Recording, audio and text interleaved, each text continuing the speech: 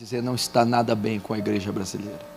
Irmãos que estão inconformados com o estado caótico que se encontra alguns ministérios.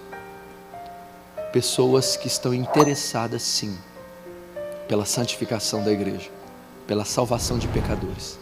E pessoas que ainda têm zelo pela glória de Deus, que não estão preocupadas em fundar grandes impérios, estabelecer grandes ministérios, mas pessoas que estão interessadas em fazer o reino de Deus avançar, de levar salvação até pessoas, povos perdidos, que têm uma bandeira e querem carregá-la, que é a bandeira do Evangelho de Cristo. Pessoas que não almejam altos galardões na terra, mas que desejam um lugar no coração de Deus. Pessoas que caminham rumo a Canaã, ao céu. Pessoas como o apóstolo Paulo que dizia: por isso não desfalecemos, porque ainda que nosso homem interior se corrompa, o nosso homem exterior se corrompa, o nosso interior se renova dia a dia, porque a nossa leve e momentânea tribulação produz para nós um peso de glória muito excelente, não atentando nós para as coisas que se veem, mas para as que não se veem, porque as coisas que se veem são temporais, passageiras, e as coisas que não se veem são eternas. Como disse Jonathan Edwards: ó Deus, grave a eternidade nos meus olhos. Que a nossa oração seja essa, meu irmão. Eu oro tanto, eu almejo tanto ver uma geração de cristão como a dos cristãos primitivos. Eu não estou dizendo de feitos prodigiosos, ou riquezas, ou nomes. Eu estou dizendo de devoção.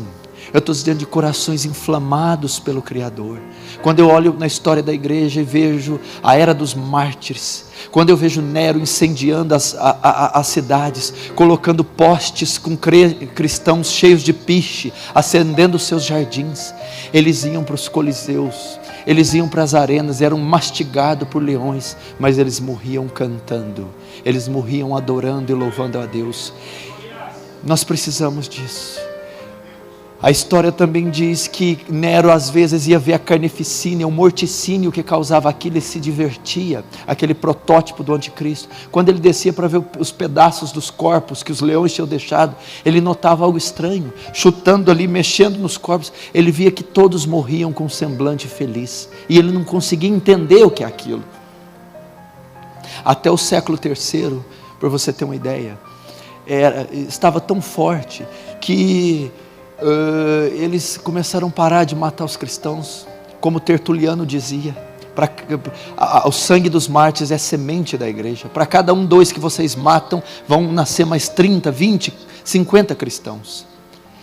Tinham dias, por você ter uma ideia, que aquele espetáculo estava armado, e aqueles crentes todos aglomerados nos coliseus, e quando eles soltavam os leões ferozes, eles começavam a cantar e cantar, e algumas das vezes os leões eram intimidados e não conseguiam atacar, e as pessoas da plateia começaram a ficar tão impactadas de vendo, ora eles morrendo cantando, ora os leões se inibindo, que elas estavam começando a se converter. Os imperadores chegaram à conclusão que matá-los não era a melhor maneira de destruir o cristianismo.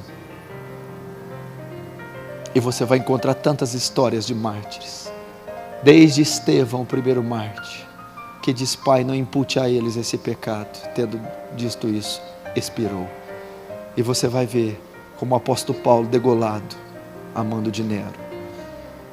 Você vai ver os morávios, os valdenses, os puritanos, comunidades piedosas, comunidades sem ouro e sem prata, mas comunidade cheia do Espírito Santo, cheia de devoção pelo Criador. Homens que estão lá na galeria da fé, que eu tenho inveja de citar, eu tenho vergonha. Homens que a terra não foi digna deles ter pisado. Pastores, pastor Hernani, se tem uma coisa para vocês orarem, buscarem, é isso. Não são altos galardões humanos. Eu estou pouco preocupado com o meu ministério, se ele vai expandir, se ele vai ter êxito, se eu vou ter entradas gordas na oferta.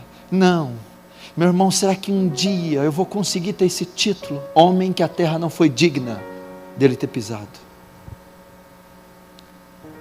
mártires, homens errantes vestidos de pele de camelo, homens que morreram sem alcançar a promessa, para terem uma ressurreição melhor, homens que foram cerrados ao meio, Isaías, pelo maldito Manassés, homens errantes pelo deserto como Elias e João Batista, que colocaram em fuga exércitos inteiros, como Davi com seus 10 milhares,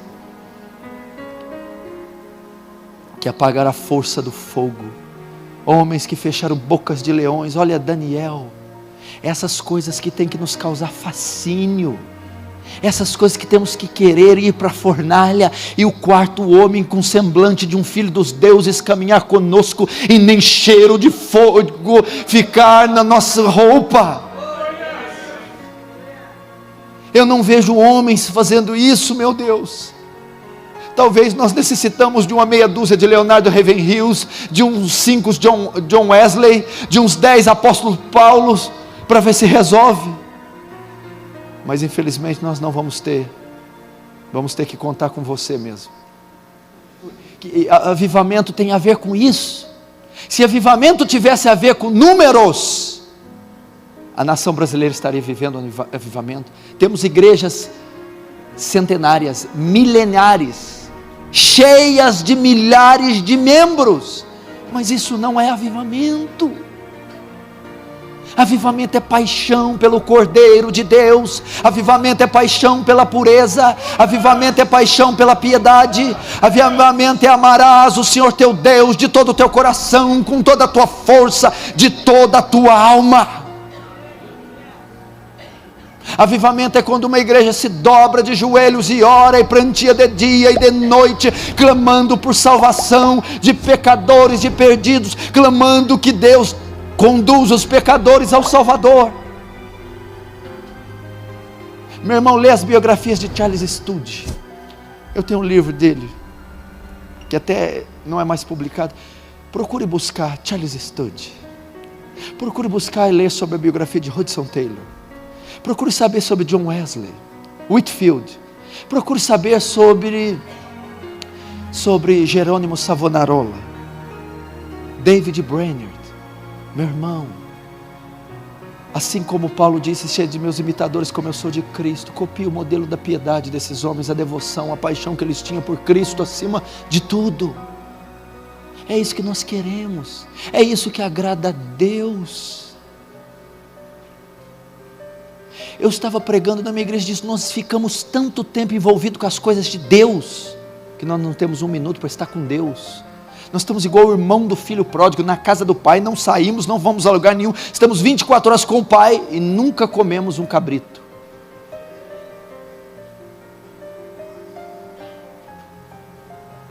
O ministério seu com Deus deve ser maior que o seu ministério com a igreja. Aprenda isso. Eu tenho muita admiração por aquele velhinho sarcástico que é o Leonardo Ravenhill.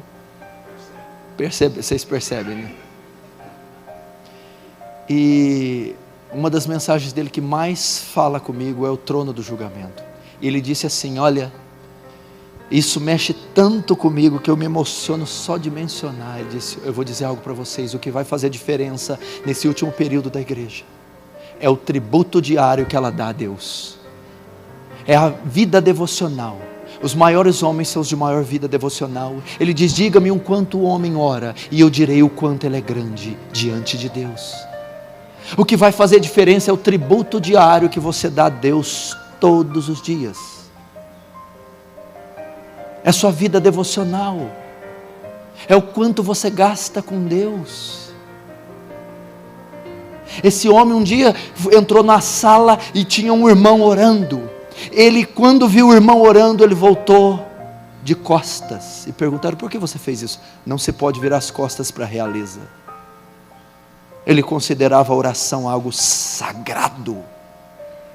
E nós precisamos resgatar isso, essa paixão, esse amor por Deus, esse amor pelas almas, esse amor pelo santo livro, pelo Evangelho.